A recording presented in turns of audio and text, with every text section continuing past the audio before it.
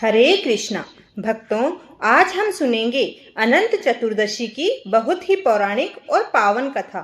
अनंत चतुर्दशी के व्रत का शास्त्रों में बहुत ही खास महत्व बताया गया है। अनंत चतुर्दशी पर भगवान विष्णु के अनंत स्वरूप की पूजा होती है और हाथ में 14 गांठों वाला धागा अनंत बांधा जाता है। ऐसा करने से माता लक्ष्मी हम पर प्रसन्न होती है। अनंत चतुर्दशी की पूजा में कथा का पाठ करने का बहुत ही महत्व माना गया है। आप भी सुनिए कथा और इसका पाठ अवश्य करें। अनंत चतुर्दशी हिंदू धर्म का एक महत्वपूर्ण व्रत और पर्व है, जो भाद्रपद मास की शुक्ल पक्ष की चतुर्थी तिथि को मनाया जाता है। इस दिन भगवान विष्णु के अनंत रूप की पूजा की जाती है और व्रत धारण किया जाता है।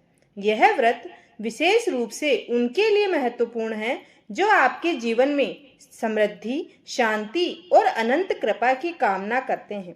इस दिन गणेश उत्सव का समापन भी होता है, जब गणपति बप्पा की मूर्ति का विसर्जन किया जाता है। भक्तों, आइए सुनते हैं अनंत चतुर्दशी की व्रत कथा। एक बार महाराज युधिष्ठिर ने राजसूय यज्ञ किया और यज्ञ मंडप का निर्माण बहुत ही सुंदर और अद्भुत रूप से किया। उस मंडप में जल की जगह स्थल तो स्थल की जगह जल की भ्रांति हो रही थी। इससे दुर्योधन एक स्थल को देखकर जल कुंड में जा गिरे। द्रौपदी ने यह देखकर उनका उपहास किया और कहा कि अंधे की संतान भी अंधी होती है।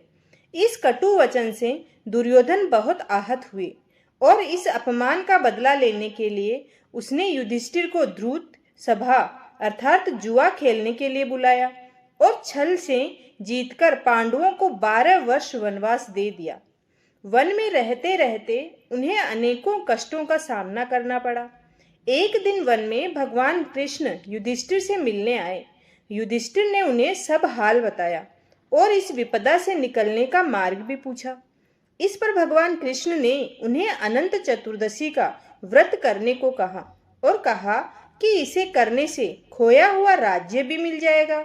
इस वार्तालाप के बाद श्री कृष्ण जी युधिष्ठिर को एक कथा सुनाते हैं। प्राचीन काल में एक ब्राह्मण था। उसकी एक कन्या थी जिसका नाम सुशीला था। जब कन्या बड़ी हुई तो ब्राह्मण ने उसका विवाह कौंडिन्य ऋषि से कर दिया। विवाह पश्चात कौंडिन्य ऋषि अपने आश्रम की ओर चल दिए। रास्ते में रात हुई, जिससे वह नदी के किनारे आराम करने लगे। सुशीला के पूछने पर उन्होंने अनंत व्रत का महत्व बता दिया। सुशीला ने वहीं व्रत का अनुष्ठान कर 14 गांठों वाला डोरा अपने हाथ में बांध लिया। फिर वह पति के पास आ गई।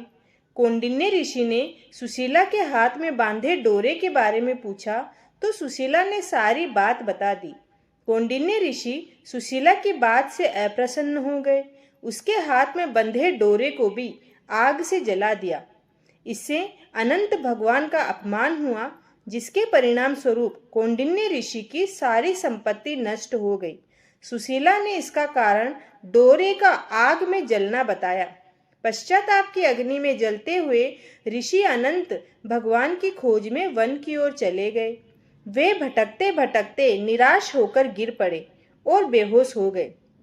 भगवान अनंत ने उन्हें दर्शन देते हुए कहा कि मेरे अपमान के कारण ही तुम्हारी यह दशा हुई और विपत्तियां आई, लेकिन तुम्हारे पश्चाताप से मैं अब बहुत प्रसन्न हूँ।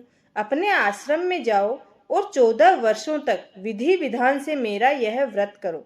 इससे तुम्हारे सारे कष्ट दूर हो जाएंगे। कौंडिन्य ऋषि ने वैसा ही किया और उनके सभी कष्ट दूर हो गए और उन्हें मोक्ष की प्राप्ति भी हुई। श्री कृष्ण की आज्ञा के अनुसार युधिष्ठिर ने भी अनंत भगवान का व्रत किया, जिससे पांडवों को महाभारत के युद्ध में जीत मिली। भक्तों, यह है अनंत चतुर्दशी की पावन कथा। कथा आपको पसंद आई है तो चैनल को जरूर सब्सक्राइब करें और कमेंट में अनंत भगवान की जय लिखना ना भूलें। धन्यवाद।